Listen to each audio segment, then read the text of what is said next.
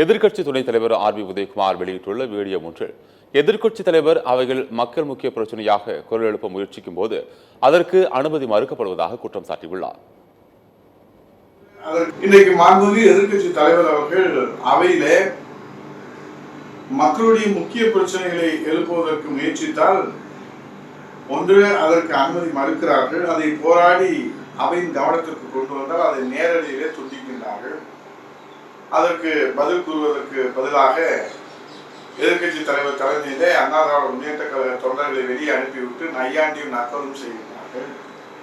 இது எப்படி ஜனநாயகத்தினுடைய ஆரோக்கியமான நடவடிக்கையாக எடுத்துக்கொள்ள முடியும்? சட்டப்பேரவையில மக்கள் பிரச்சனையை பற்றி விவாதிப்பதற்கு நேரம் இல்லை என்று சொன்னால் பிறகு எதற்கு நேரம் இருக்கிறது? ஆளுகிற அரசை பாராட்டுவதற்கும் தாலாட்டு பாடுவதற்குமாக நேரம் இருக்கிறதா?